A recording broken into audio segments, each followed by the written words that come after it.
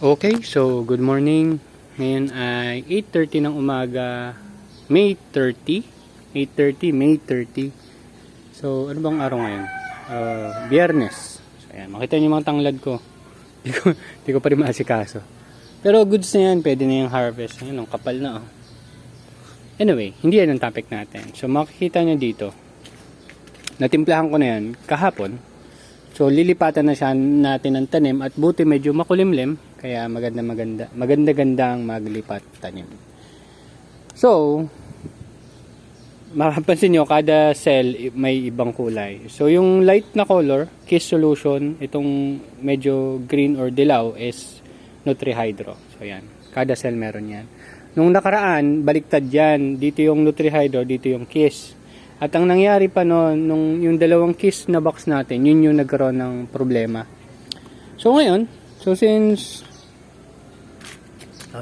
ito naman pala yung mga pak choy natin. So, medyo madami-daming namatay. Outdoor yan. 2 days lang yan indoor. Then the rest, outdoor na siya. So, yan. May mga problema sa outdoor. Pero may nabuhay naman. Anyway, tingin tayo ng pH. pH ba to? Ayan, pH. Kiss Solution muna tayo. Then, mamaya ay Nutrihydro. So, in terms sa nilagay kong reading dito, hindi ko sure kung makikita dyan eh. Yung nilagay ko ditong pH down is mga 6.5. Hindi ako nagkakamali, mga 6.5. Ayan, yung nare-reading ko dito ay 6.27. Ayan, hindi ko sure kung kita dyan sa, sa video eh. Pero 6.27 dito.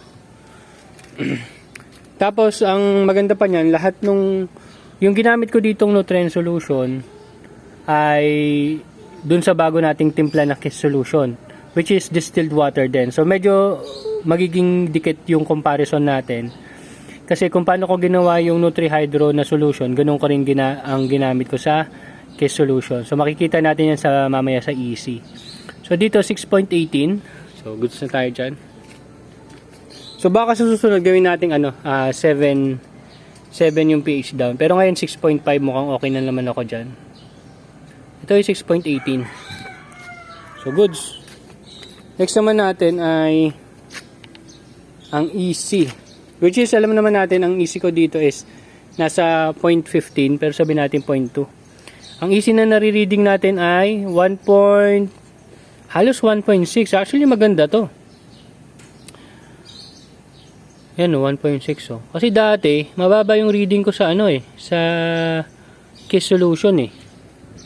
Parang nasa 1.4, 1.5 lang usually ang reading ko noon. Sa pa yon 100 ml. Eh ngayon 90 ml na lang nilagay ko. Ito nasa 1.6 pa nga to. Ito naman kabila. So after nyan, Nutrihydro naman tayo. Ito nasa 1.2. So sabihin natin 1.6. Okay. So, banlawang ko lang. Meron tayong tubig dito. Ayan, para lang makita nyo. Wait lang. Ito yung tubig dito. Ayun, nasa 0.16. Ayan, 0.16. Ayan, nahaluan ko na kasi ng konting nutrient solution to dati. Habang naglilinis. Ayan. So, okay na yan. 0.16. So, patayin ko lang muna yung tubig kasi papatubig din tayo. Ayan. Nag-sprinkle.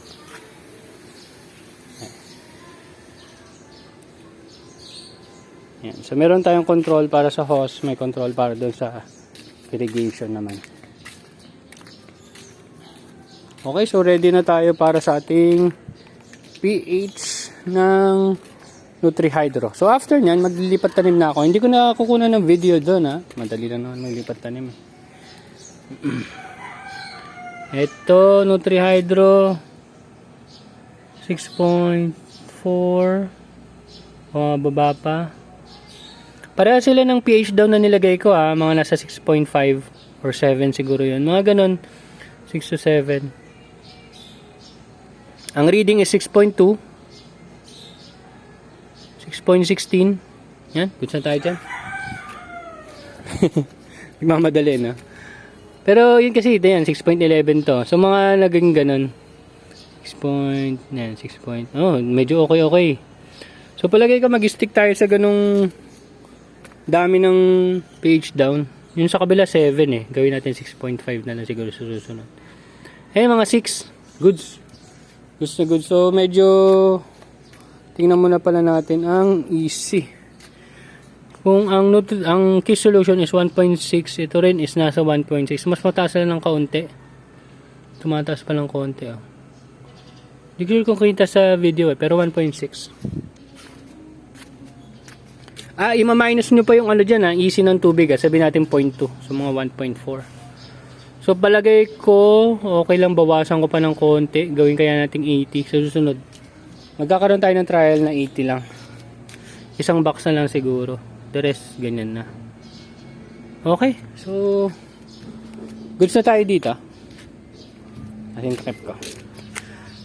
Ayusin ko lang. So, bago talaga ako mag-transfer ng tanim, ini-ensure ko na hanggat maaari, wala nang ibang tanim or adult na tanim doon. So, sa taas, naililinisin din akong box. So, tsaka baka mag-harvest na rin ako ng ibang lettuce doon. Kasi, kailangan ko nang magpalit ng tanim. Mamayang gabi, magtatanim ulit tayo ng next batch. So, 'di ba weekly na tayo every Friday na tayo magtatanim. Yun yung commitment natin sa ngayon. And may kinausap din akong ka-jogging natin na may kakilala siya dun sa malapit sa palengke na gusto ko rin bagsakan.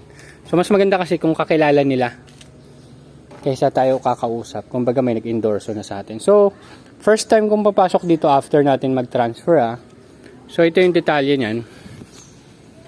Tinanim natin nung May 2. So ngayon ay May 30. Mayroon pang May 31 So mga June 1 talaga ang 30 days nito. So meron tayong Scamander, Olmeti, Scamander, Parkhurst, and Hydraulic. So nandito lang naman yung ibang variety. So yan. So ito yung first time. So sana wala akong makita. Este. So dito sa pinakaunang box natin dito, meron tayong Parkhurst, which is hindi ganun kaganda yung tubo. Nakita nyo naman dun sa kabila. Then meron tayong Lalique. Ayan.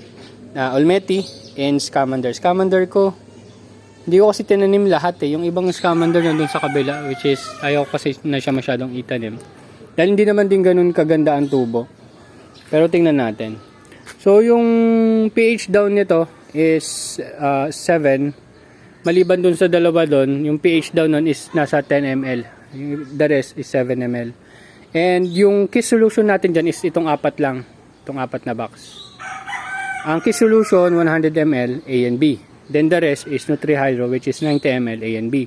Ngayon, kung nakita nyo dun, yung key solution natin is 90 ml na lang ginamit ko. Kasi yun yung distilled water ang ginamit natin. Hindi tayo gumamit ng tap water dun. So, mas magiging maganda siguro yung comparison natin ngayon. So far, visual inspection lang.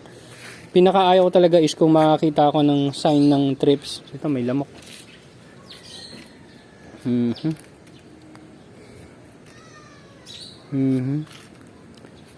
So, yan ay magte 30 days pa lang bukas.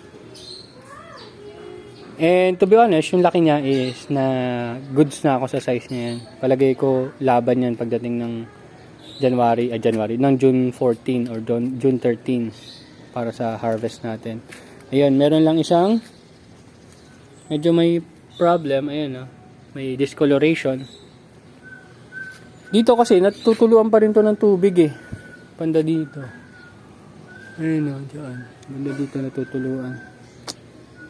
Inisipan pa natin paraan. Tapos lalagyan natin ng tali para medyo hindi dumidikit yung net dito sa loob. Ayusin pa natin yan. So far so good. Maganda naman. Yan. Okay. So hopefully matapos ko na yung DFT na inaasikaso natin ngayon. So pagsabay-sabay kasi talaga medyo nahihirapan ako.